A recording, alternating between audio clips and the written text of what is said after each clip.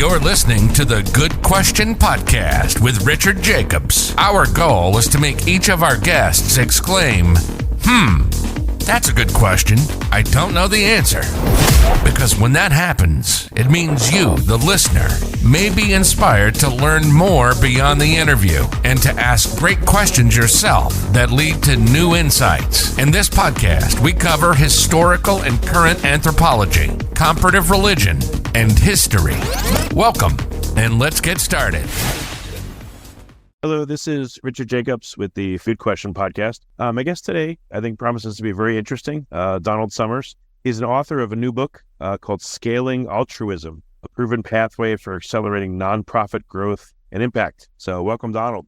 Thanks for having me on the show, Rich. Glad to be here. Yeah, I'm really curious about this subject because nonprofits, I would think the public thinks all kinds of strange things about them, and the reality is probably very, very different. So I'm looking forward to learning what the reality is of nonprofits and how hard it is to run them and grow them. So, thanks for coming again.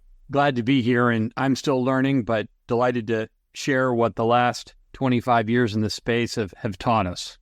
Great. Well, tell me, the audience too, a bit about your background, how you got to work in and with nonprofits and, run your own perhaps. I grew up, as I write in the foreword of my book, very suspicious of business principles. When, I was born, I'm a Gen X kid, born right around the time MLK and Kennedy was assassinated, and I grew up, scared of the Cold War. And when that went away, we then became scared of climate change and, pollution and all these externalities that they're known of big businesses.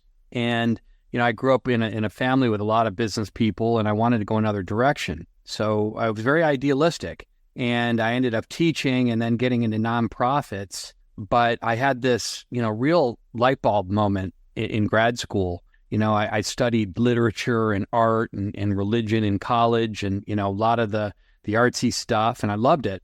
But then when I came across accounting, finance, law, business practices, I was, 28 years old in my graduate program, and I said, holy cow, this is how the world works. What if we could use these tools for good? And that kicked off a career where I went into the social sector, but with these very robust business practices. And as I found later in my doctoral program, and after working with many, many nonprofits, hundreds around the world of all sizes and shapes, there's a deep suspicion, like the suspicion I held, for these business tools and methodologies because of the way that the tools are used to oppress people and extract resources and trash the planet. And what I discovered is these tools aren't immoral, they are amoral, and they can be used for good. And that kicked off my career of using MBA style, and again, it's not just private sector. These are organizational practices that are independent of tax status and mission. It's how to build teams to scale things up and accomplish a hard goal. And whether you're trying to make money or, house the homeless or solve addiction or reforest the planet, these tools and these practices I discovered over many years of trial and error are all the same. And there's some minor differences, but what I'm on a mission, Rich, is to, let the nonprofit folks know that don't throw the baby out with the bathwater. There's all these books and all these concepts and principles that try to reinvent the wheel. And we know exactly how to scale up and solve social problems. But what I discovered is that the literature's got this big gap. There's all these books that try to explain these management and these financial principles in ways that don't offend the social sector people. And then they end up using this new language, and then you get this lost in translation issue. So that's one problem. But my guess is that people that start and or work in nonprofits probably think that what they do is different. It's not traditional for-profit business. So therefore, they would probably automatically reject or be suspicious of anything that comes from the normal business world as, no, that's not going to work for us. Like that's exactly right. Knowing.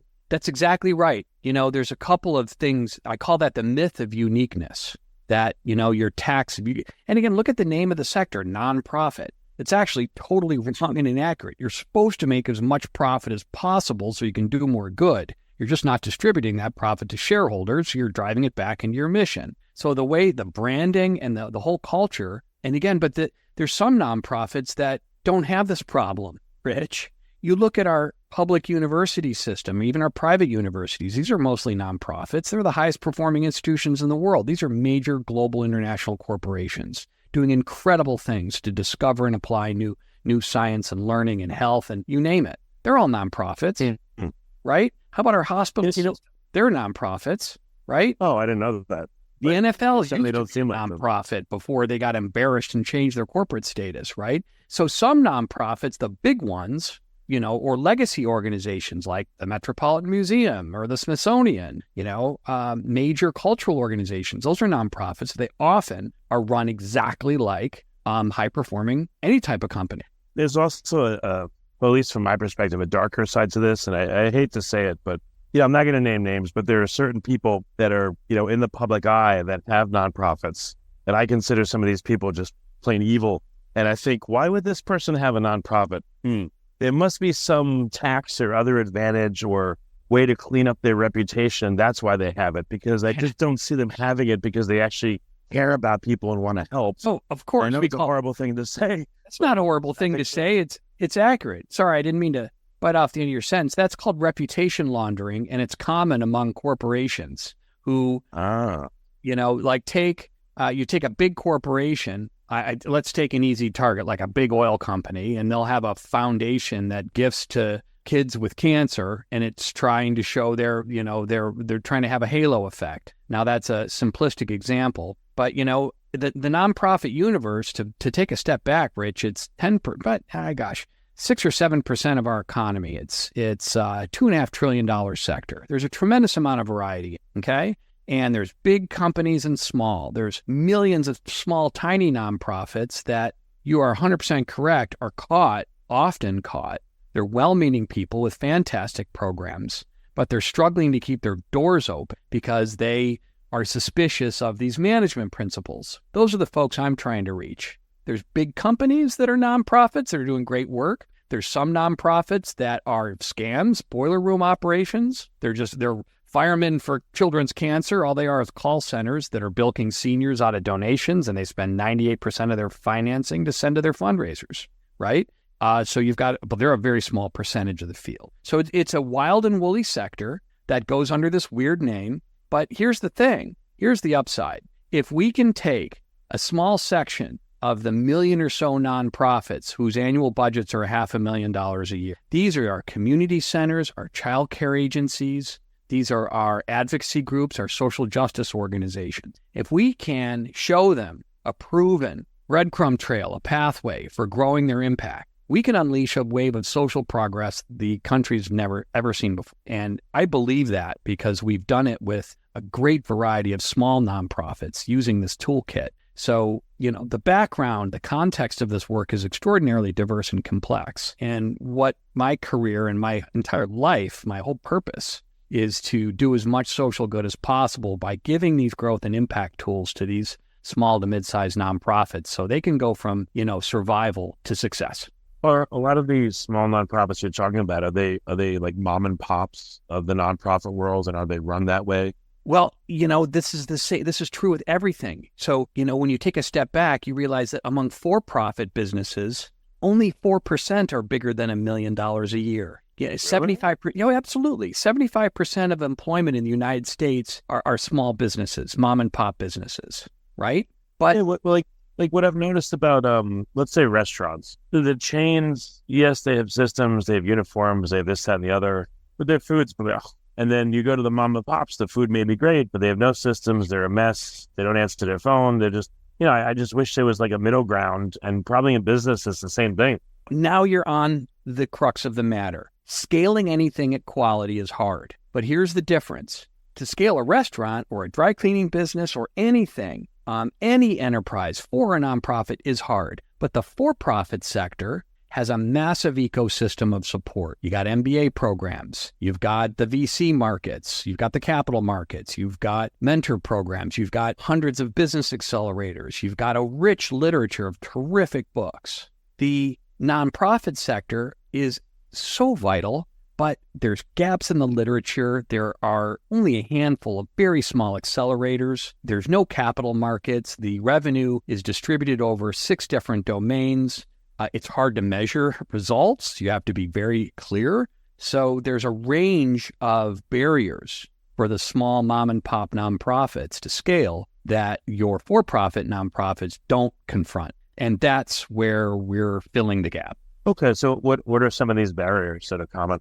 Well, to nonprofits, for-profits, or every type of... nonprofits, like mom and pop nonprofits, to be able to first survive and then scale.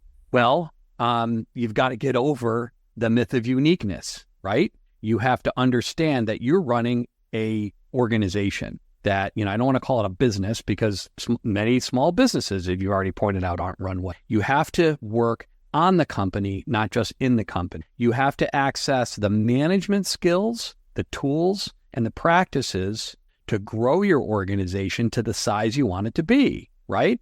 And that involves a very specific set of tools.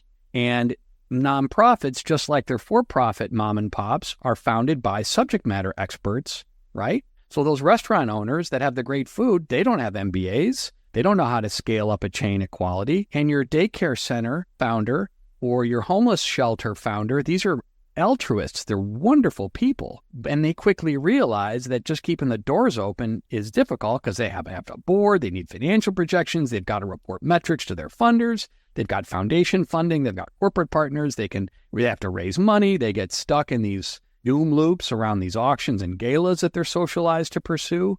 So there's a whole range of myths that they got to get over. Many of the current practices that these small nonprofits use to survive will keep them small, right? You want to stay small and struggle with hand-to-mouth existence, run events for your revenue, right? Guaranteed to keep you small. Now, events are important, but you've got to understand the revenue growth is a very sophisticated domain. And what's frustrating the heck out of me and all my clients is the literature on it isn't clear enough, and it doesn't say, here's not just what to do, but here's how to do it.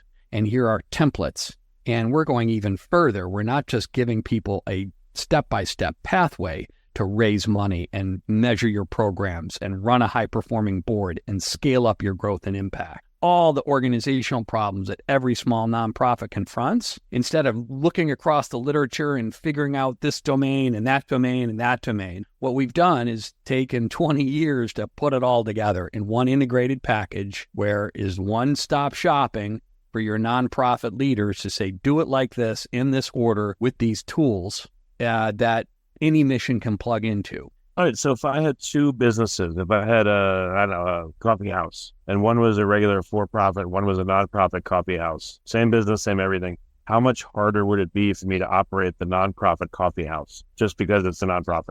There's advantages and disadvantages to each model, and it depends on what your goals are, right? And this is the thing. For one of the first things we teach, your corporate structure is it's a choice. It should be a part of your overall growth and impact strategy, right?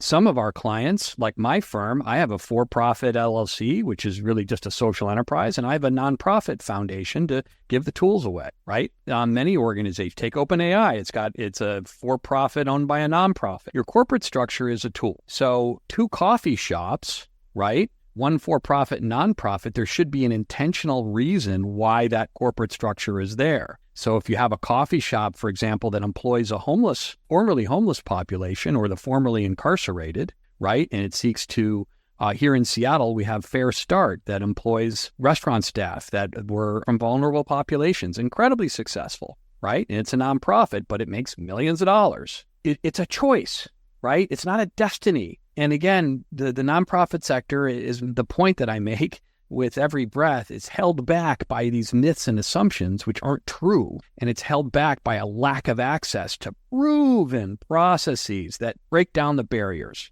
It still isn't easy. But what about maybe some of the, and I don't know if this is the case. So if you have a nonprofit, in order to keep that status, you have to have a certain percentage of or amount of donations. So, like let's say, again, I have a coffee house, 2 coffee houses, and one will hire people that were incarcerated and one's just a regular one. So the one that hires, formerly incarcerated people, let's say the whole business runs exactly the same as the for-profit one runs, but do I have this extra onus now where I have to get a certain amount of donations or I lose my status? Nope. Like, does that cause problems? Nope. This being the United States, you can do a lot with any type of company. It's incredibly wide open. Now there's certain things that you need to do, right? The fundamental difference between a for and a nonprofit is you can make all the money you want from all the earned income initiatives you want, right? And as long as the money that you're making is part of your mission, a nonprofit has advantages. Like you don't have to pay excise taxes, right? In a lot of cases,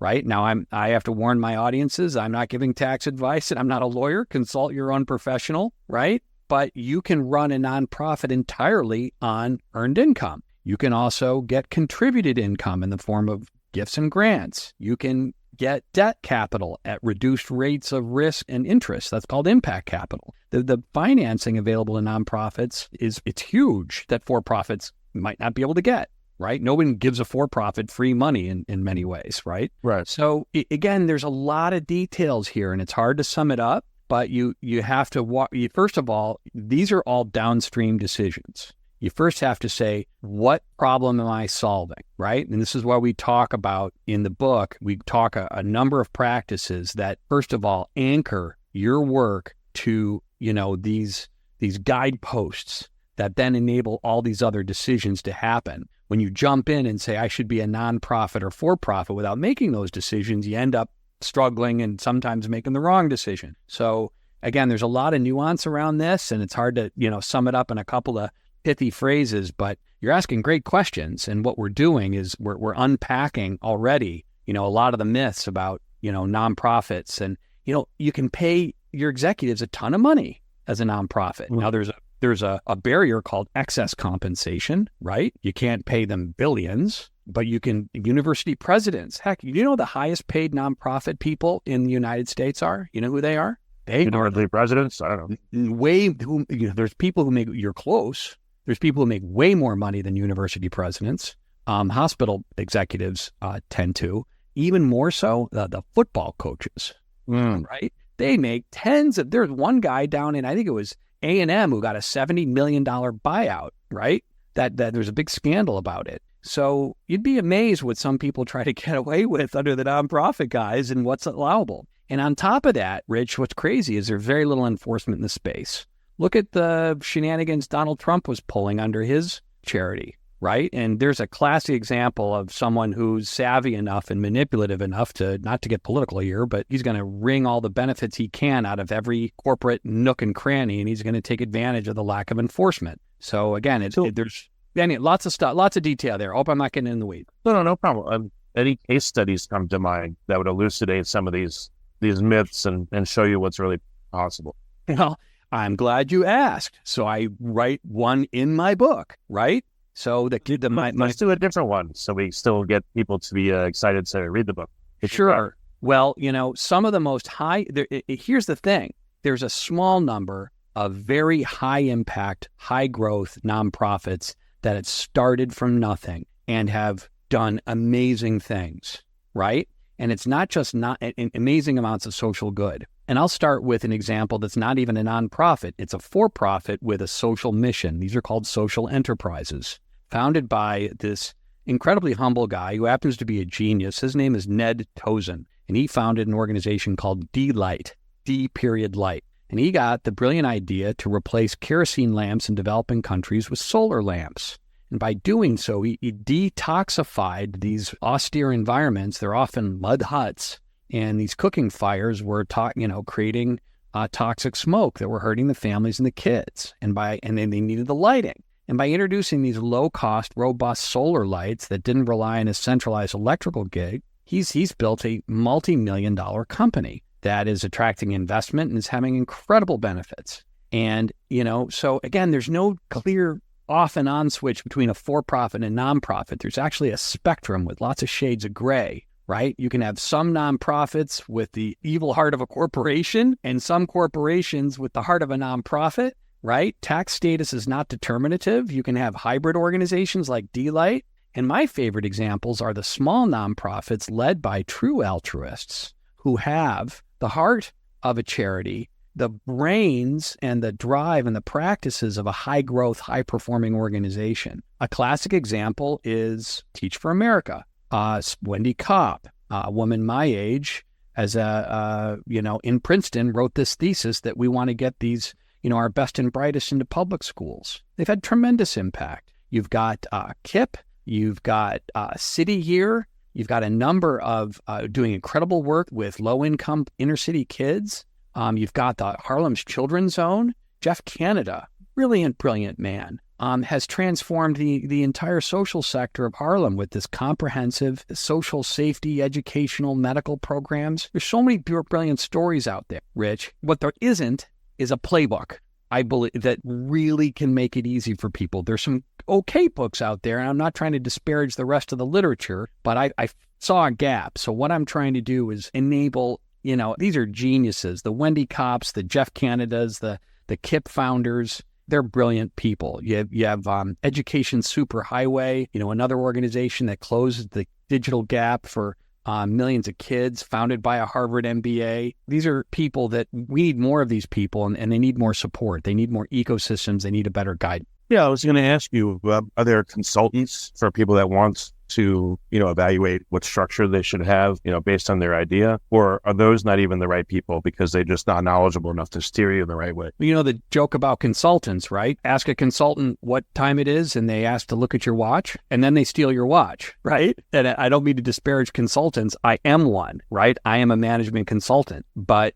the management consulting industry is like any other industry. There's a small number of very high performing people. The bulk of the population is filled with mediocrity, and then there's some bad actors, right? There's a distribution. I don't know if you read the book about McKinsey and Company. When McKinsey comes to town, It was terrible. Yeah, those vampires out of these Ivy League vampires in Ivy League suits ripping off America and the government, So consulting's getting a bad name from people like that. But, here's my read of the landscape. And again, I have a very small boutique consultancy. I'm a small consultant, and there's thousands of professionals like me serving nonprofits, and we're good people, right? We're trying to do our best to help these organizations, and I've met dozens of very capable people. However, the uncomfortable truth remains that the best consultants tend to go all the money, and the money ain't in the small nonprofit space. Secondly, there's so many things that a small nonprofit executive needs to do well. Most consultants are niche experts. They're either fundraisers or marketers or government experts or evaluation professionals. Very few people play the whole keyboard. So, that's where I've tried to distinguish our practice is, look, this is everything you need, all in the right place. And I hope all the consultants read my book. I've open sourced the methodologies through my nonprofit. The tools are out there. You Google business plan template, you'll see a bunch of stuff that most of it's mediocre at best. None of it will help a small nonprofit pass due diligence with a sophisticated investor. So we built a better one. And, am I going to keep that and try to make as much money as I can? Hell no. I hope the consultants, nonprofit consultants, will join my community and learn the skills so they can further propagate it. So I love consultants. We want to help. And, they're a crucial ingredient to our vision of transforming the social sector in the U.S. and around the world. Yeah, I should have asked you this at the beginning. I don't know if you thought about this. So nonprofit, again, is a misnomer, and 501c3 or registered charity is probably even worse of a misnomer. Would you call these organizations that would more accurately reflect what they are? Is there a better name for them? Thought many years about that. I like social impact enterprise. And I actually use that term in my book, and I juxtapose the type of thinking and the terms used between a charity. A charity says gift. A charity says theory of change. A social enterprise will say investment. It will say business strategy. A charity says to me, we're broke, please donate to us. It's like they ring the bell at Christmas time for the Salvation Army, please help us because we're about to go under every second. And, all of it is your donations. We're about to fall apart. That's what it says to me, unfortunately. But. Well, and here's a funny thing. The Salvation Army is run extremely well. You know what they say at the Salvation Army? We make a nickel scream, right?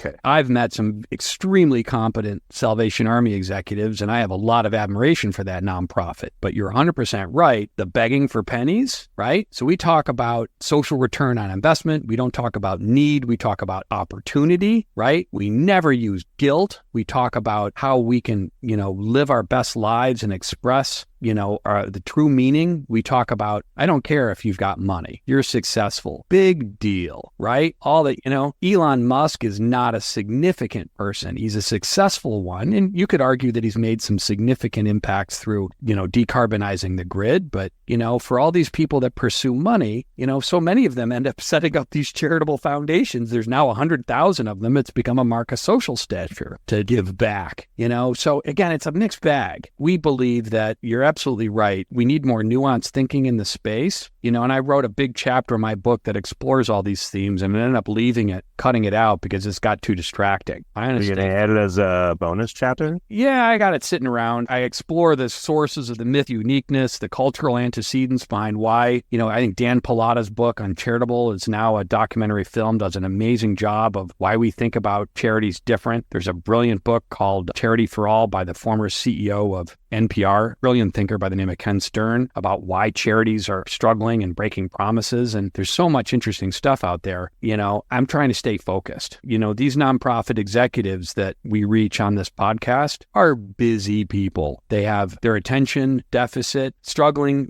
with information overload like us all, right? And I wanted to strip the book of everything that wasn't critically necessary to make the missions more powerful, to achieve a mission, not just pursue it, in vain. So we really stripped down and focused, extremely lean and practical guidance for the time-starved executive.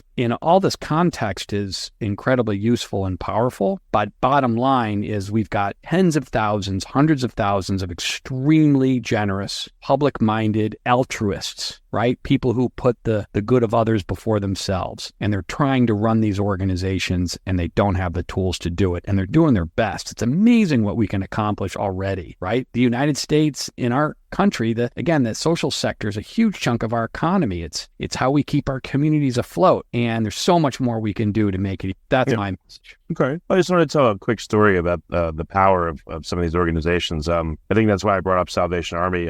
My mom grew up incredibly poor, and she remembers the Salvation Army helping her family and giving them food or clothes or whatever it was, and otherwise they would have starved. So she passed away, but until the end of her life, she would always donate to them, and she never forgot the kindness they gave her, even 70 years later. So good organizations that help people. I mean, I don't think that's forgotten, and that could be literally just for decades the goodwill could extend based on what I've seen from my mom. Well, and that's great that you grew up with that culture. There's another wonderful book called The Generosity Crisis, and it explores the reason why so many people, and my friend and colleague Nathan Chappell and his colleagues wrote this book, charitable donations are plunging in the last 10 years in the United States. 3/4 of the U.S. population, as recently as 10 years ago, were giving to charity, and that number is down to half now. And when you asked the Better Business Bureau the results of its survey, they asked a very broad spectrum of Americans whether they trusted nonprofits to use donations well. You know what the percentage who came back and said yes? 1 in 4. So the other flip side to this is, the nonprofit sector is looking at some serious threats right now. And the big universities and hospitals have a big fat balance sheet. They're okay. Now, that's not to say many smaller universities and hospitals aren't struggling, but, there's some serious threats to the charitable landscape when we hear about people abusing charities for their own gain. And I'll go back to my earlier examples, these boiler room operations, or these are the reputation laundering that's happening. When you get charities that are constantly begging for money and harassing people, there's this movement called Give Big, which I absolutely think is well-meaning, but a terrible idea. It encourages all these charities to ask for money at the same time. And all it does is create donor fatigue, right? And it's just emailing people constantly for money and asking people constantly for money on social media. You're overwhelmed with the need and you don't have enough money to support it all. I mean, it's no wonder charitable receipts are going down, because there's a great population of charities that treat people like cash machines. They just send out emails asking for money. And what we do is we guide, and I'm not the only person that does this, but if you guide nonprofits to build authentic relationships with supporters that add meaning, it's not transactional, it's transformational. If you actually treat people like human beings and get them involved in your mission and communicate with empathy, that takes time and expertise and it takes training. But when you do that, the organizations that we show how to do this grow on average. And here's the big kicker, Rich. When nonprofits follow this methodology, they grow a median of 25% a year in their revenue and their impact. Wow. And that's a banging growth rate, even for a private sector company, right? When we say this is proven, we're not joking around, and we have a long list of dozens and dozens of deployments. Not every client chooses to follow the methodology because it's not easy.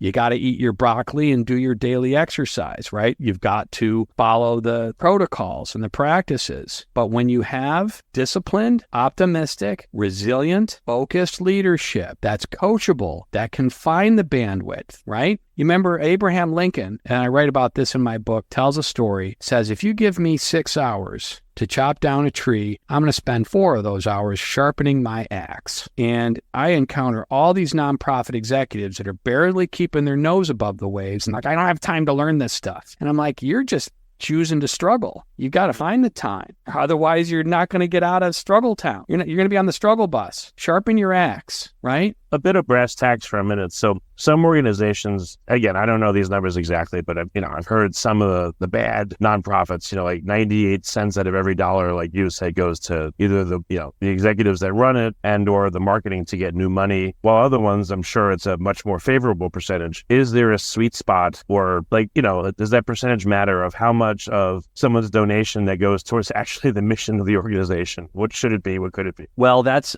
another myth. And for years, and this is still a powerful myth, it's very destructive. It's called the overhead myth, that fundraising and administrative expenses, if they're too high, funders and philanthropists and corporations are saying, what's the percentage that you spend on programs versus, overhead? And they're trying to, set some arbitrary figure like 15%. And many government programs deliberately starve the agencies that they fund by limiting those indirect costs, right? Now, a university puts a 50% tax on any grants that any of its professors get just to keep the lights on, right? And nobody says boo to that. So the answer is there's no set number. Now, if you see an organization like those very small number of evil, quote unquote nonprofits that spend 98% of their money on fundraising, yeah, that's probably an indicator that these are bad actors. But early stage nonprofits that are very high growth might spend in their, first days, 30 or 40 or 50% of every dollar they raise might be spent on fundraising. Now, we have a metric called the cost per dollar. When you have a mature fundraising organization that's doing very good work and it's efficient and effective, the cost per dollar, they should spend around 15 cents for every dollar they raise. And that's a good efficiency metric. And they should be able to explain their cost per dollar and where they're driving it. And they should have that as a key performance indicator. Many small nonprofits don't even know what that is. They don't track it.